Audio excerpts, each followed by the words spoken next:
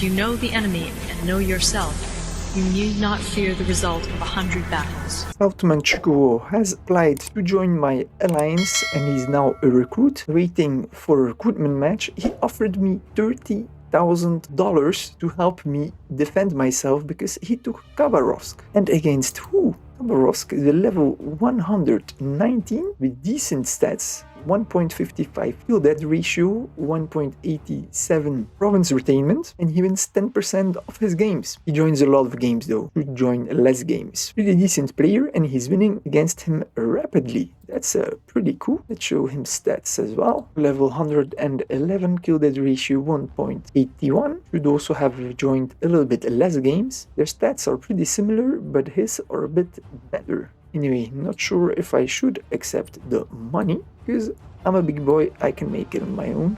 One armored car, oh he's funny. Yeah, like that's gonna help, got 4 of them, that should be over fast. And it's on the plains. South India probably thought to surprise me and bombard me while I was sleeping, because when his interceptor was over here, there were not a lot of units there, but I know someone who's gonna get very, very disappointed. A few moments later. South India is coming at me with all his force. I just managed to halve the health of the artillery, that's good. 40% hit points are gone, only 6.2 are left. You should always stack your artillery, man. If he doesn't stack his artillery with this stack over here, I'm gonna be able to kill it before this stack arrives. My 4 armored cars are gonna be able to make it, which is great because I've got a 5th one over here, and he mainly has infantry. Now, he might have more units than me, but infantry doesn't do well in attack against armored cars. The 2nd artillery is also moving in. Very weird, he's in plains. I could easily attack him over there if I wanted to. Also, my 6th infantry will make it in time. I am force marching them, not too much, I'm gonna stop soon. My artillery stacks, I'm sending them over here so that I can guard both spots. And I'm keeping 1 infantry and the anti-tank regiment over here against that armored car. He sent all he has men. If I can slip behind his lines, I can take it all out. Also, South Mexico is a recruit in my alliance and he's actually attacking a wavering spy. You might remember him from the 1500 subscribers game. He was playing with Persia. That's gonna be pretty bad. Axis against Axis. I haven't checked the newspaper yet, but it looks like Wavering Spy took the initiative. I'm very curious to see how my new recruit is going to handle himself against a player like Wavering Spy. Should be interesting.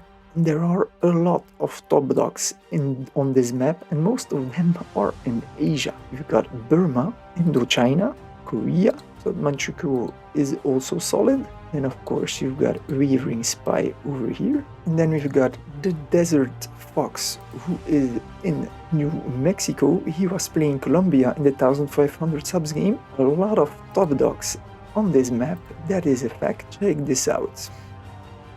When I scroll down, you've got quite some 2nd lieutenants over here. Me including a lot of 1st lieutenants. And then you have these higher officer ranks, man. Damn. This is going to be a very interesting match. Very interesting. He has just halted his march with his 8th infantry. If he's not gonna go for it, then he's gonna be screwed big time. He has engaged and now he needs to finish the job. Also, his armored car will arrive too late. He needs 45 minutes, and on force march I only need 26 minutes. Actually, if I don't force march, it's 38. It's too close if he teleports, so I'm gonna force march to avoid problems. 1 infantry and 1 anti-tank should be enough to stop this. All the rest is gonna go over here. I'm gonna need every unit I can get, and if he decides to have an artillery versus artillery, he is going to come back from a very bad dream. So far it doesn't look like he's gonna stack. Hope he's gonna attack me, man. That would be pretty fun. Let's get it over with fast. And all these units, they're not so far away. 2 hours 20 minutes. My artillery 2 hours 51. Anti-air 2 hours. This anti-air is 3 hours 30. These 2 infantry here 2 hours as well. It looks like he might have 3 artillery, or it might be an anti-air. I haven't seen any anti-air yet. He left his anti-air behind so he could move faster, I guess. As he's a subscriber from my channel, I guess that he thought that would be asleep. Well, sorry dude, not asleep. I'm not gonna go to bed, man. It's cool because here in Dulia, I've got a supply drop. So I'm gonna get some more resources. Just need to be able to take that province first, of course. A few moments later. I managed to kill the armored car over here. The 2 artilleries are also gone. Soon, this stack of 8 units is also going to be gone in 50 seconds. I don't know why he stopped at the stack of 8 units instead of attacking with them as well. There's a 3rd artillery coming over here, and probably this one too, and 1 infantry that is going to try to get behind my lines. But luckily I've got now shared maps with British Odisha, who is getting attacked himself by Borneo. So that's one worry less. Borneo will not attack me, and I'm not taking a lot of losses against South India, so it's looking good. Just attacked. He only has a 1 armored car left. Whoa, here he is. Damn. Okay, now it's time for counter attack. There we go. Time to bring in all this artillery. Go. I only need the infantry. There were infantry over here. Yeah, those 2 infantry. Split them. No, I'm gonna leave. There are 8 units gone from the enemy and I barely took any damage. Beautiful, man. Beautiful. Pretty soon I'm also gonna get the supply drop over here to attack this stack of 8 infantry here. I mean, early game aggression is a very risky business. You need to be active. I don't know what DT was doing, but taking in account his stats, it's not really a surprise. The next day. Right, we are 1 hour into day 2. I managed to sleep 4 hours and a half. Got South India on his knees. The only thing he has left are tactical bombers and his anti-air. It's for much this one. Bam, there we go. So I've split off my artillery. I've got a small stack over here that I can use to attack the remaining units. And the rest I'm sending it north to make a 2nd artillery stack so that I can take over the AI. I've got my first 2 rocket artillery over here that came out of production, so this is gonna make a nice stack to attack the AI very fast. Burma has also managed to take over large parts of British Odisha, and he did it with only 5 artillery and a lot of single units and a stack of 7 infantry. British Odisha didn't make any artillery. You should at least at day 1 make 5 artillery, man. By day 2 you should have 10 to have at least 1 artillery stack. He made 3 interceptors, but those are gonna be of little help. North India did actually everything right. He made his artillery. He already started making tactical bombers. He built a 1 production building in every city. He specialized every city into something else. South India specialized his production in every city in another type of unit. 100 ordnance foundry and industry here. Also in Madura, 1 aircraft factory, 1 industry. So he did everything right, man. He made artillery. He started going for air. If he would have been patient, because he only started the game a couple hours after me, he should have been patient, use his advantage of allies to produce units 30% faster than me, and attack at day 2. He attacked too soon and wasn't even able to produce enough artillery and stack them. Half of his artillery arrived on the battlefield when it was already almost over, and he was inactive during the fight. He could have done way much better if he would just have been online and just would have waited a little bit, because his build-up was not bad at all.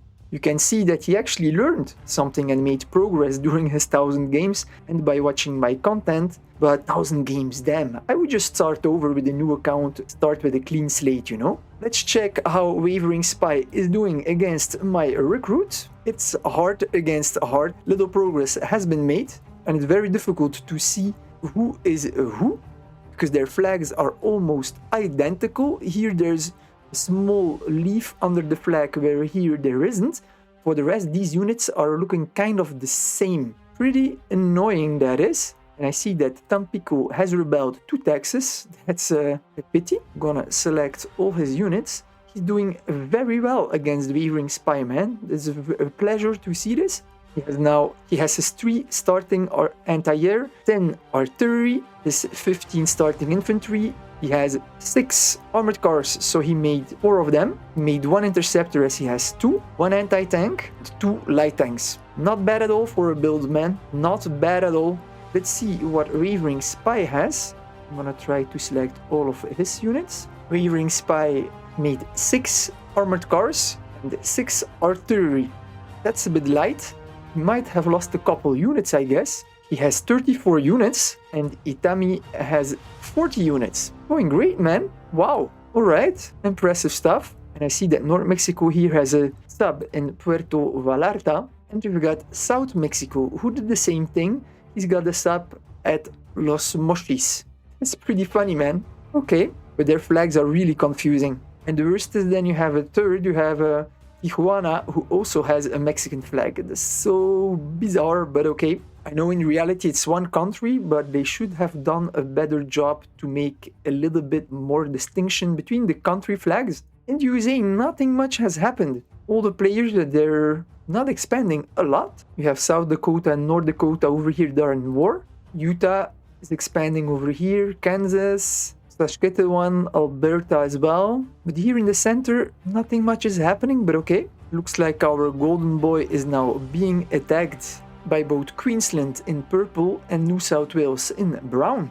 He's still in combat with some units from Southwest Australia. I've got no idea how Queensland got over here. Maybe he had the right of way with Northern Territory Australia over here, I don't know. Let me show you my units. I've made 8 artillery, 3 anti-tank, 2 rocket artillery and 4 armored cars. Of course I also got the supply drop. It gave me a lot of food and goods. Also oil. I didn't really need the oil, but I needed the goods and the food. And so I was able to build recruitment offices everywhere. That's really cool because I'm gonna need the manpower to continue spamming units. I need to upgrade my rare resources over here in Gwalior, the industry, to level 2 because I need a lot of rare resources as 1 rocket artillery costs 1,000 rare resources. But I need rare resources to do so I need to capture Madura here, probably sooner than later. But as soon as I have my 4 armored cars linked up here, I'm gonna be able to take out city after city. Should go fast then. Bombay has revolted, unfortunately. That's fine. I'm gonna take it again. I'm gonna get resources again. It's producing 4,600 oil, so I'm gonna get another 2,300 oil. But I don't need oil, man. I need rare resources. I hope you have enjoyed this video. Please subscribe and hit that bell button for notifications. I want to say a warm thank you to my members and elite members for supporting this channel.